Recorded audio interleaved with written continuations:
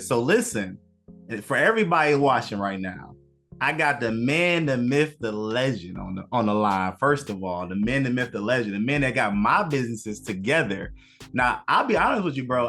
There's a lot of people out there who like have finance people, have CFOs or CPAs, and they want to gatekeep it. They don't want to like share. They don't want to like tell people. Like I remember one time I reached out to somebody. I was like, "Hey, who's your CPA?" And they was like, "No, you got to go figure it out yourself." And I was like, "What?" And I ain't gonna say the person's name, but I was like, okay. But I told myself when I made it, I'm not gonna do that, bro. So I was like, you know what? I got an amazing CFO. I got an amazing team, amazing guy, amazing father, amazing, amazing husband, amazing man that I want to bring on and introduce to the world, man, and let them know what you do, man. So we got Right Choice Albert in the building. Right Choice. Tell us about Right Choice, man. Tell us about yourself, man. I'm just talking, but tell us about yourself, man. No, I appreciate you, bro. You way too kind. Way too kind. I ain't the one who, as soon as I got myself together, I'm not the one who went and bought my mom her dream car. So compliments to the shelf on this one. So what Right Choice is, and first off, I agree with a lot of what you said. A lot of people are ashamed to share their financial professional because then you'll get insight into how quote unquote janky their situation is. Amen. And a lot of people just want to keep the best stuff to themselves, as you kind of alluded to. So I agree, and I see that all the time. But to answer your question, my name is Albert C. Hᴜston Jr., CPA, or Albert the CPA. I am the owner of Right Choice Accounting Solutions, and what Right Choice Accounting Solutions does is we are an outsourced accounting department company. What that means is when we partner with small business owners, instead of them having to find a bookkeeper to match with the tax guy and the tax strategist and the virtual CFO and put all these pieces together, you hire Right Choice and you get all of those functions in one system that communicates together perfectly. Benefits of that, as you can allude to or speak to. Gonna speak to it for sure. Yeah. We help our people save a lot in taxes, and we also help them understand what the numbers are saying about their business. Awesome, bro. I appreciate your time, man. I appreciate you being here, man. So hey, thank you. Yeah, seriously. So like, this can go wherever we wanted to go, but what I thought to myself was, I teach people government contracting, but more importantly, I teach people to open a home-based business. So people are like coming on the internet and they like, wait a second, I can make money working out of my house. I can make money. I can write off a room or a phone. Like, how does that all work? So for the beginner, the person that's like, okay, Wesley's telling me I can make money from home.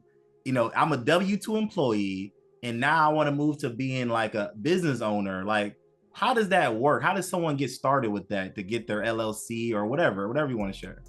Yeah, so there are a few. I'm gonna just run through my checklist, and I'm gonna answer that question, or I'm gonna answer that two ways. So, very first thing that I think everybody should just do, without getting into the weeds, is start an LLC before you think about being taxed as an S corp or get on LLC Twitter or do any of this stuff. Start yourself a LLC. Get an EIN for the LLC, start a business bank account, run everything that you do for this business through that business bank account. Go ahead to Dun & Bradstreet, get you a DUNS number that's going to help you kick off your business credit. And then you pretty much have a super strong foundation, and anything you do can be cleaned up later after you start to make money. So that's like my getting started checklist.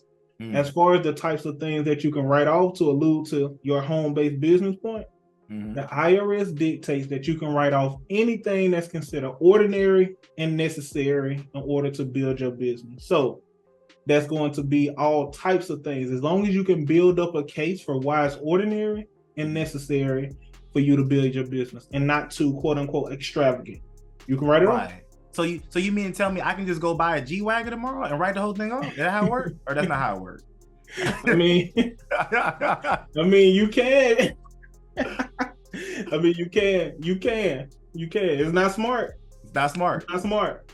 Yeah. And it's not going to help you build your business. But of course, if you can write off any vehicle over 6,000 pounds, same bonus depreciation is expiring this year. But Yeah, you can write off a business vehicle in your business, but of course, the people that I think are frequenting the G-Wagon dealerships right now aren't the people who need that type of tax strategy. See, what happens online is, bro, you see all these tips and tricks because people are speaking to their target market, but we can all see it. So most people are targeting high 6 and 7-figure entrepreneurs. So those tax tips be for people who need to get off $70,000, $60,000 tax bill. That don't be for people to save, you know, $5,000-$10,000 tax bills. But who says that? Nobody. No, and again, I want to be very clear. We're not telling you guys go out there and get like Albert is the main guy that's like, no, that's dumb. Like, like he the main person that say don't do that. No, because most of us have virtual businesses, bro. Like we'll need no vehicle. You worried about the wrong thing if you're trying to get a nice car and you just technically want to write it off. You worried about the wrong stuff. Right. Do your business right. Do your business right first. And I want to make it very clear. And again, I'm not throwing anyone under the bus. Like I'm planning on getting the truck here, you know, soon. So I ain't throwing there's a way to do it right and there's a way to do it wrong, is what you're saying. So I appreciate that. And I was also gonna say I'm gonna find a stat later, but I've read somewhere, or it might have been another CPA that was talking on social media. They was saying the repossessions for G-Wagons is like ridiculous right now. From all the stuff that happened in 2020, 2021, 2022, they said G-Wagons are being repossessed at an alarming rate right now. Of course. So people got themselves screwed up. Yeah, all them COVID funds are gone. You know, the problem with any market, if y'all, I'm not gonna nerd out, but I know y'all heard like supply, demand, pricing, blah, blah, blah. When you add too much money to the market, too much uneducated money, for lack of better words, I'm gonna use uneducated. When you just give a whole bunch of people who don't know what's going on a lot of money, you get a lot of purchases and a lot of bad data. So what's happening with those repossessions is people who had well intentions went out, got COVID funds, EIDL, PPP, had a whole bunch of money that they were sitting on, and they just started doing stuff that people were convincing them that was smart. So I don't even have to check the stats to know, those PPP and EIDL funds done started to dry up. So I know they coming to get those cars. Yep. Because tax guy, super tax saver guy, done told you to go get a car to write off on your taxes. Right. But nobody's like, hey, you still got to be able to make the payments. Hey, like this a real bill. Like, nobody talks about the full picture. That's what I love about working with you, Sidebar. Like you always want the full understanding of what you're doing and why and how it's working. Absolutely. And you know, the best CEOs and owners that we work with, they have that mindset as opposed to, let me know what I can do. Or let me know what I should do. Right. Absolutely. Okay. So let's think. So you know what I do. You know I do government contracting. That's like my main business. But I have other businesses. I know you work as a CFO, so you help me with all my businesses. But let's speak to the people that are getting into government contracting, right? So they got their LLC, they're setting up their business. When it comes to like, and I guess this kind of sounds like a selfish plug, but when it comes to writing off education or writing off expenses to get your business started, how do you justify that? Like if you just started a brand new business and you got to go, I don't know what that's called, you got to go invest some stuff. How do you justify that? Or what is that called? It's just considered ordinary and necessary. I've started this business. I need someone to show me the tools I need to be able to run it. So if I start a government contracting business, because I'm gonna plug you all the way, if I'm starting a government contracting business, because I've heard, I've heard that, you can make good money and work from home with government contracting. All right, so what do I need to do? It's very reasonable for you to pay someone to teach you exactly the ins and outs of that. So that's an ordinary, that's reasonable, that's necessary. It's a 100% tax deduction for you under your training and development type of expense. Yeah, so 100%. Is almost any learning or education, that's the kind of stuff I advise towards when people are like, should I just buy a car? It's like, no, like what your marketing look like.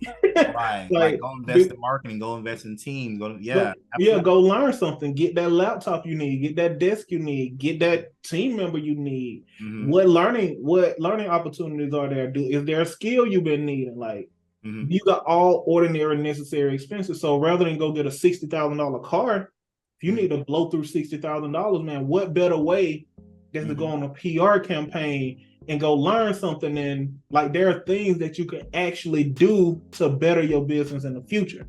Right. See, people, when you listen to like 100% tax guys, they gonna tell you to spend all your money because they just want to lower taxable income, and they may or may not necessarily understand the operational side of business. You know, when you talk to a CFO who don't understand the tax, they gonna tell you don't spend no money because we want everything to stay in operation so that we can be operationally strong. What separates us, I'm gonna plug myself, what separates Right Choice is we looking at both sides of it. We're looking for the enough money to keep operations going strong. You know, you could speak to our quote unquote 3 months of operational expenses. Yep. We gonna say first, you keep the business in business. Right. Secondly, if the business is good, we got our operational funds, we ready to go. Then we do things to lower that taxable income amount, but just for this year. So the best way to do that, and this is a tax tip that you don't see online, the best way to lower your tax bill is to spend money this year that will benefit you in the future, not waste money. You can invest money or you can waste money. Tax guys, 100% tax guys, they don't care what you do with the money as long as you got it out of the business. Operational tax guys, which I guess I'll consider myself that, we want both. So what can we do that's going to help our operations in the future and lower that taxable income? Right. Marketing, office supplies, training and development, education, hiring a team, hiring a consultant. Like, there's so many things you can do that don't have a brand new car sitting outside your window at your home-based business. And now we got to justify why this has anything to do with your business. Right. That makes a lot of sense, man. That makes a lot of sense. I like it. I like it. Man, okay. All right. Got it. Okay. I love it. See, and that's the thing, man. I know we can nerd out, and I know you can get real down into the details, but I love that we're keeping it accessible to someone who's like brand new, to just like, they want to get into business, they want to start a home-based business, but they're not sure like what to be prepared for, what to look out for. So I love your step, or your, what you call it, your check mark. Yeah, just the getting started checklist that I went through. You like have a PDF that you share that with people? Nah, I stopped doing the downloads. It used to be like a download that you can do. I don't even want people to just access that without doing the next stuff. Because you know, a lot of times if you give people something free, they'll just have this whole collection of free stuff, and they don't go through any of it. So I was like, well, no, if we give it to them free, they not gonna. You know, matter of fact, I'll say this, and this is my opinion, but I think giving people free stuff is probably like one of the worst things you can do. I agree. Because you nobody appreciates free stuff. Nobody appreciates free stuff. If you was to fill up a room right now with free attendees, bro, think about how many people would sign up and not show up. Yep. But if you charge $3, $5, $10, everybody who gave you the measly $10 is gonna be there because they invested something into it. So I don't feel good about charging people for some business basics, and I don't want to waste my time giving away something for free. So I cut it. No, that's totally understandable, man. I say it all the time because I'm always talking about sam.gov. Like, sam.gov is the federal website. I tell people all the time, sam.gov is free. Getting a quote is free. Submitting a proposal is free. But here's the thing, I'm telling you, I know you don't even know kind of what I do behind the scenes. Maybe you kind of know, but I always tell people that the average time it takes someone to win a government contract is 2 to 3 years. Did you know that? No, I didn't know that. 3 years. Yeah, it took 3 years. It took me 30 days. I had some students do it in a week or 2 weeks. I had some people on average about a month or two. But people who are not in a mentorship program, not in my coaching program, it's 2 to 3 years. And people always say, well, why? Why is that? Why? Is it competition? Is it pricing? Is it know-how? And it's like, nah, it's just because the website was free. So there's don't nobody ever get around to even submitting a single proposal until about 2 or 3 years in, when they finally realize, like, dang, I've been on the website for 3 years. Let me go throw one out there. And then they throw one out there and they stumble around and win. It's like, oh, I wish I would have did that 3 years ago. Yep. So I didn't know that, but I 100% believe it, because that's how that drives my point home. Yep, absolutely. People don't appreciate free stuff. So what mistakes, I'm sure you can speak to this, and I think you kind of saved me, but what mistakes are business owners making tax-wise before they get to you, that if they would have just got to you sooner, it wouldn't have happened? And I know we talked about certain people that had blended things, but so Eddie, speak to that. So what could happen if you don't get professional help sooner than later? Well, I think the biggest mistake that people make, honestly, bro, is they ignore it until it's too late. So, you know, the way that taxes really work, right? It's one number. It's taxable income. I ain't got to walk you through all of the different, you know, you compile all your income from all the different income sources, compile all your offsets or expenses or write-offs, and that's going to get you the AGI. You can do a couple things that gets your AGI down to taxable income, but it's fairly straightforward if you understand it. The real problem is people don't care to understand. It's not that they can't understand it. People don't care about the problem proactively. So when you think about managing taxable income, bro, all you got to do is make sure that you got ongoing bookkeeping. Make sure you got ongoing accounting services. So you monitor that taxable income number. Right. That's all it is. That's what tax strategy is. Now, you know, somebody like me, I know all the additional stuff. Yeah. But tax strategy is literally taking what I've told you in these first 15, 20 minutes in? Something like that, yeah. Taking all this and just building a strategy around it. It ain't that complex. So the mistake that people make is not doing it on an ongoing basis, not caring to understand how it really works, and then only seeing accounting is bookkeeping all year and then tax season. No, tax season is always. Bookkeeping is always.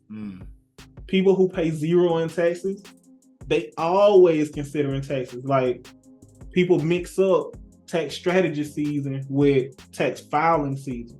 You know, February to April, that's when you file your taxes, or unless you extend them. But you always, you know, you somebody who always got a conversation coming about tax implications and estimated taxes, but that's how you do it. That's the only way that really works. Like, you can always throw somebody some tips like, get into real estate. But that ain't dialed in. Maybe you don't need to get into real estate. Maybe you need to hire yourself an assistant. Or maybe you need to take your virtual assistant and hire somebody more full-time that's only focused on you. Pay them more for their time and focus. Maybe you need to, you know, like, just be practical and actually build your business. Like, stop trying to, a matter of fact, that's something, you ain't asked me this, but I think a lot of people would probably, like, really prosper. They would save on taxes. They would do all of the things that everybody want to do if they would just focus on building a business that gets them the generational wealth instead of, like, just getting a generational wealth. What do you mean by that? What do you mean by that? So if you build a type of business that'll get you the type of income that'll get you there, that's a different thing, because the priority is building a business. Right. But if you just trying to skip to generational wealth, you like using a business as like a sidebar, when the priority should be building a business, and you get yours on the back end. But a lot of people like steal theirs from the business on the front end.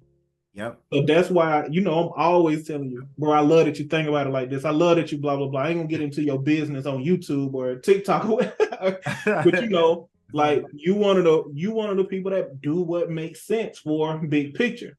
Most people let $10,000 hit their account.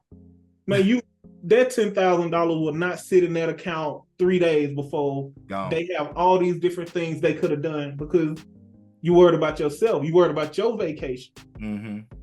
But if you let that $10,000 sit there and you do things in the business, bro, that 10 becomes 20, 40, 80, 160. And then you think about the vacation you can do if you just build a business first, because the money gonna come. So that's a sidebar to your question. You ain't asked me nothing about that, but that's just I love it though. You see, that's why I'm wearing this shirt. Cause you know what we got coming up. Where we going? We got what was it? Where we going again? We going to Belize. Belize. I was gonna say Dubai. I'm going to Dubai as well. I forgot. We going to Belize. So yeah. I mean, I wanted people to know, like, we going to Belize and we writing the whole thing off. It's a tax write-off, right? Mm-hmm. I'm going to Dubai. That's a tax write-off. I'm doing some government contracting stuff out there. So like, obviously we can say it to our face turns red. Like, if you build your business the right way, then you can have this lifestyle. And I know, bro, you know, I do this, but I thought this to myself. It's like, I'm at the point that if I can't write it off, I don't buy it. Like, that's just me. Yeah. I don't know if that's just fair, because I know I asked you the other day, I was like, bro, can I get a Invisalign? Can I write that off? He was like, no, Wes, you can't write a Invisalign off. I was like, dang. Yeah. I'm like, I don't want to buy nothing. If it's because I want something to be, like you said, back to your point, though, I do want to build my business. And honestly, when you run a home-based business, like, I'm in my office right now. I'm at home, but I'm also in my business. So like, a lot of stuff does overlap. Not to say I'm not trying to like get out there and blow money on stupid stuff, but you do want to get to that point that you realize the overlap, and you can kind of, like, as a tax tip for me is like, bro, you always ask me, Wesley, how do you live? Oh, because you don't be taking money out. Yeah. I'm like, well, I'm good. I eat, I'm chilling. Like, I don't really need to like go out there and do crazy stuff. So anyway, I don't know how we got on that sidebar, but no, but I think it's something to that, because if you are like, if you are, what's the word I want to use? Intentional with how you do things. There is typically a low-hanging fruit business reason for you being in most places. Like, what's due to the nature of our relationship. Yeah. Anywhere that we go together, if we get there and have a discussion, we are now on a business trip. So, you know what I mean? Like, we can literally conduct business anywhere together, as long as we think about the business purpose for being there. Yep. So if we decide we're going to Vegas to spend a weekend in Vegas, now this ain't just getting into wasting money, but I'm gonna tell you how you can turn a Vegas trip into a business write-off. If you and I were to both go to Vegas, and we decide we want to hit the slots and all that stuff. Now, there's no circumstance where you can go gamble on a business, you know that. But if we want to write off our travel, our lodging, you staying at the casino anyway, because every hotel is a casino. Like, we go on a Thursday or Friday, we meet that Thursday or Friday. When we get there, we stay until Monday, we meet that Monday. That means we get to write off that weekend. Not the gambling, not the alcohol, but the meals, the stay, the flights. Because, and I don't suggest, this is just an example, I do not suggest doing things for the sole purpose of writing it off. Exactly. I think that needs to be a part, like you said it needs to be a part of what you consider, but you need to be there to make some money. And I can give a primary example. I actually ended up not going because my schedule didn't allow, but I won a contract. I don't know if I told you about this. I won a contract at the Grand Canyon. It just got finished this past week on Saturday. So I had it was for chimney cleaning. There's chimneys at the Grand Canyon. Who would thought? There's I know you're like, what? Too hot out there to be what you okay. There's chimneys. So it's 77 chimneys at the Grand Canyon. Oh, at the canyon. Not like there's like buildings and houses there. Yeah. So I found a company out of Vegas. They drove 3 hours out. They got lodging and all that stuff and stayed out there. And they knocked out the chimneys over the past week, over the last 6 or 7 days. I wanted to create some content. I was actually going to fly out there, check it out, go to the Grand Canyon, check out my government contracts, see how they doing, just kind of check in on them, all that good stuff, maybe get some footage and then come home. Now, I end up not going, but I still may go at some point just to double check how my contract went. But that's an example of like a tax write-off of a business expense. Like I was literally like gonna hop on a plane like Friday, and then long story short, things got moved around the schedule, so I didn't go. But that's kind of what you're saying, right? Yeah, if you always hark back to the simplicity of ordinary and necessary. Like, it's completely ordinary that if you got somebody working on something on behalf of your business, it's ordinary for you to go check it out. IRS ain't gonna be like, while you're there, you can't eat You can't film you can't feel content while you're there. You can't eat while you're there. Like, no, that's reasonable and expected. If you somewhere conducting business and you're not at home, it's very reasonable for you to grab something to eat. Right. That's why, but to your point, that's why we can write these things off, because they are, it's simple. They ordinary and they necessary. I love it, man. So if your accountant happens to be in Vegas and you need to meet with your accountant in person, it's completely ordinary for you to meet with your accountant in Vegas. It's completely ordinary for me to fly you to Vegas as an appreciation for being a client. And we talk, you know what I mean? All that stuff, like that's not cheating. That's not blah, blah, blah. That's literally thinking about it a certain way. Like people be want to skip and just tell you to buy a car. Like, bro, driving ain't a part of my business. Why would I? But no, like, okay, fly to your client and take them to lunch. Yeah, there you go. We need FaceTime. Like, you in Ohio, I'm in Atlanta. Like, it is not out of the ordinary to think, oh man, we need to actually spend some time in person to build our rapport and blah. That's ordinary. So with that said, everywhere that me and you go together, there's a business write-off. But it's important to understand, to explain it the way that we are. It's not simply that. It's not simply me and you just become travel buddies. No, exactly. No, like, yeah, then that walks that line. No, we actually are doing it for a purpose. Like we actually we scaling businesses. Like we actually doing something. So tell me this, bro. Cause earlier on in my career, like when I had a home healthcare business, and then I obviously got into government contracting and all this stuff now. I heard of the term CPA, and there was like, okay, CPA, I need a CPA. And then I meet you, I'm like, CFO. I'm like, okay, so now I know you kind of talked about it, but like, and talk more about Right Choice. It's like, so what's the difference? Like I brought you on board as the CFO of all my companies. You manage all of that, and man, you've been doing a rock star job. But tell the people, because I didn't know, what's the difference between a CPA and a CFO? Like, what's the difference? Yeah, so a CPA is a certification. Oh, okay. So it will be like, a doctor is also an MD. Well, let's not use that. I don't know if that's true. I don't know enough. But I don't know. I was like, okay, yeah. We like that sound right. But no, right. I'll just explain it this way. So a CPA is a certification.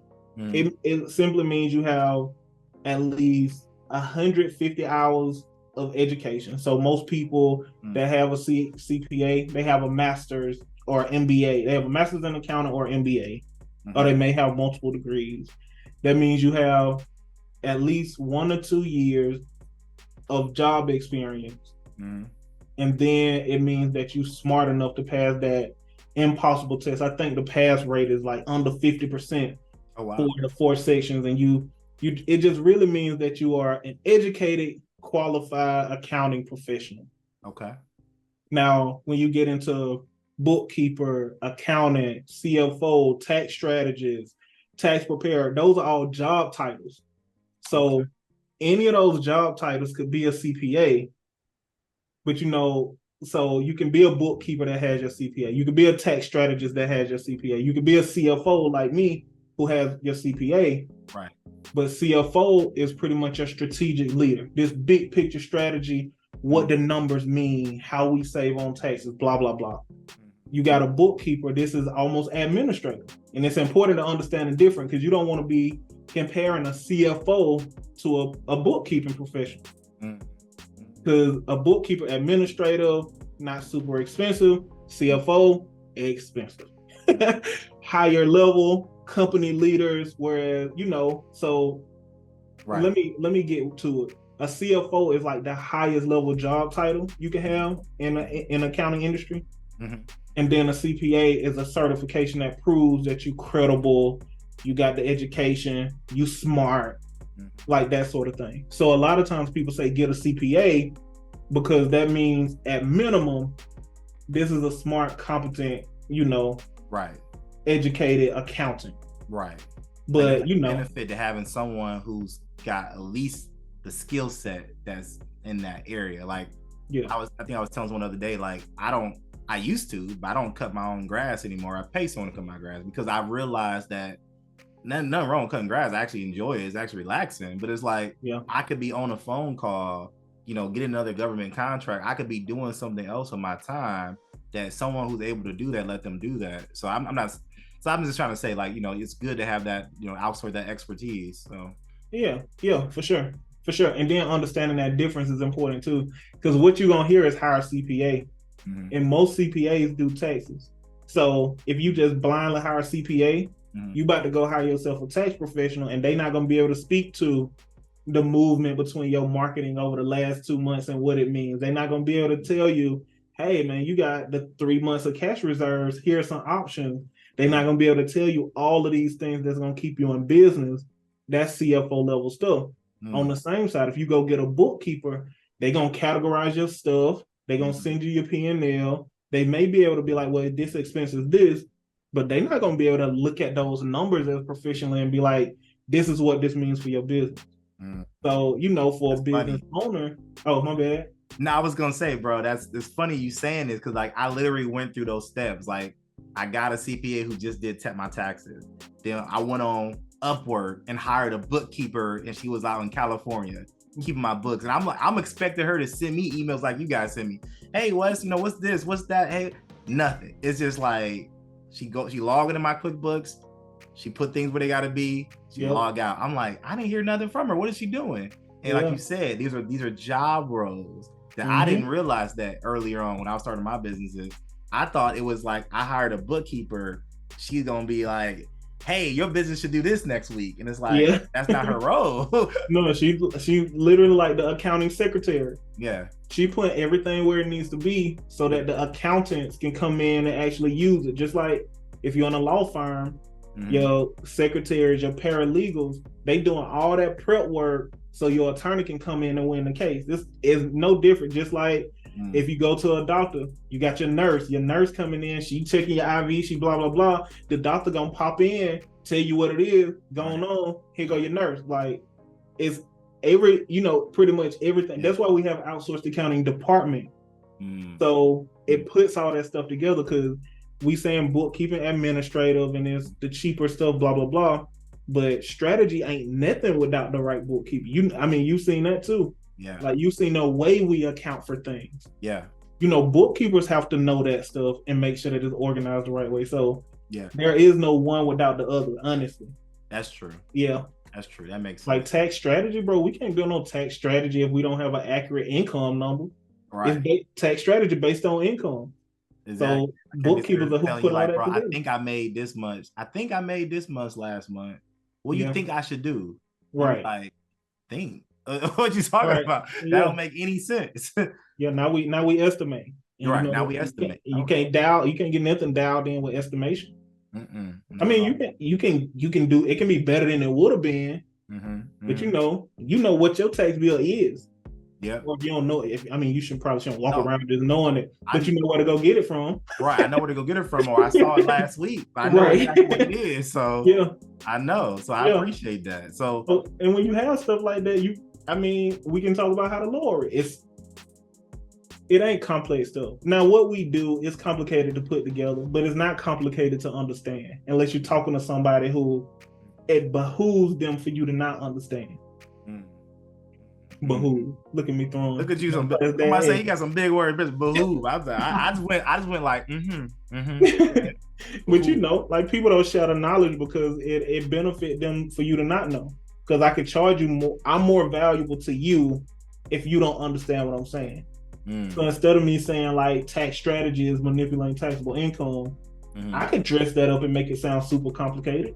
But what's for what? For what? I love it, bro. You're not going to do it no way. Simple, man. You make it simple. I'd give that to you guys. Hats off to you all the time. You're like, Wesley, do these numbers make sense? Wesley, does that chart make sense? Like, Wesley, we just read all this information to you, but what questions do you have? And I appreciate that for you guys, because like, some people just want to talk at you and they don't want to tell you nothing. They just want to just talk at you. You guys actually want to make sure I understand what we got going on. So I appreciate that. No, thank you. Thank you for being open to it, because a lot of people don't care. Like we don't do that with everybody because They like, just give me the told us, Trump plan. Call it a day. I won't pay no taxes. Give me the like, Trump plan. yeah, We good. like I don't want to know. I don't need all them details. Blah blah blah. But yes, you do though. So like Yeah. yes, you do. So you can make the best decision. Right. How can you make decisions? All right. So let's get to how can people get in contact? I know I'm gonna have a link and all that stuff below, but what do you want? How can people get in contact with you? If they do want to reach out to you and find out about your services, what are you doing? What kind of, like, what's the deal? I don't even know. We didn't even talk about it. How can they reach you? So the best place to make it as straightforward as possible is to just go through our website through our contact us page. It'll allow you to go right through the survey, enter all of your business information. When you go through that process, now it is a little bit longer. I would say you're gonna want to dedicate, 15 to 20 minutes. But when we show up to our call, instead of saying, "Hey, what's the name of your business? Hey, are you a LLC? Hey, blah blah blah," we don't have to go through that. You already given us that. Now we can talk about, okay, so what's your problem? How can we serve you? So it's rightchoiceaccountingsolutions.com/contact-us. And if you go to the website, you ain't gotta remember that. Go to the website and click the contact us page. We'll have a link. We'll have a link below the video. We'll definitely have a link below the video so they can hook you up and see what that's all about, man. Yeah. And to support and follow social media wise, I'm Albert the CPA on Instagram. I think I'm Albert the CPA on TikTok. My guy Wes been telling me to take TikTok seriously, y'all. I don't be on. My face is there. My body is not. My mind is not. So my social media team has me on all of them. Albert, if you want to engage and interact with Albert, it's gonna be Albert the CPA on Instagram or Albert C. Hᴜston Jr. on LinkedIn. You probably gonna want to do LinkedIn. Oh, LinkedIn is preferred. That's your preferred one. Okay. Yeah. Because, bro, Instagram. Like I said, I got a social media team, so bro, you don't know who's gonna get that message. You don't know what, like. That's true. But with LinkedIn, it's typically me or Lauren. But the message will get to me. I don't want to be like, don't engage because it ain't gonna be me. They're not gonna message you on IG, man. Yeah, it's all good. Yeah. Awesome, man. Well, hey, man, I think this has been a great talk, man. I think this is at least, shed some light and gave some people like what's possible with, home-based business, what the possibilities are. I know we kind of was a little here, a little there, but we're going to do this again when we get to Belize, though. I do want to do this again when we get to Belize. So we'll have like a part 2 or something like that, or touch base on some more topics when we get down there. So we'll do another video there, man. But I don't know, any last words, anything you want to say to the people, man? No, man. I want to thank you for having me. It's funny, you were in the training with me when he was like, the worst thing to say is like, thanks for having me. Nobody care about that. We were buddy who would teach us how to do the introductions and stuff. Yeah. I was thinking that too when I was introducing you. I was like, that's probably the worst introduction I've ever done, because he said to do it the other way. Yeah, I fought saying thanks for having me. Yeah, but that's something we've written off now. That's literal training and development that both of us are incorporating. So I don't want to. We say I'm by, but I would just say I would leave y'all with this. Like, I think some of the most important things in business that we don't really know about are compiling and using our data to make decisions. And those decisions just so happen to be how to run your business, how to save on taxes, and that sort of thing. And I think one of the downsides or one of the issues, this is nothing against nobody, but a lot of times people hire business coaches instead of actual business professionals who serve. And I think that sends a lot of people out of business, because as a CEO, you understand it better than most with, nobody don't really need to be teaching you how to do anything at this juncture. People need to be coming, taking stuff off of your plate and telling you what they're doing with it. So I think that's a really big shift, and that's a really big thing that'll take businesses to the next level, is hiring professionals to serve. Now that's the expensive route, but it's the sustainable route, and we pay for ourselves. So that's something I'll leave. People expect me to always be like, here's an accounting and tax tip. Like, no, you know this better than most. Like, no, bro, I want to see our businesses grow. I want to see us build as wealth, thrive, and then partner with each other to build more wealth, man. That's the only play. That's the only play. I love it, man. All right, man. I appreciate your time, bro. I'm gonna let you get back to the family. Well, your wife, she's at the jury duty, but I'll let you get back to the family. Yeah. I'll be talking to you real soon, bro. All right, man. I see you. All right then, man. Later.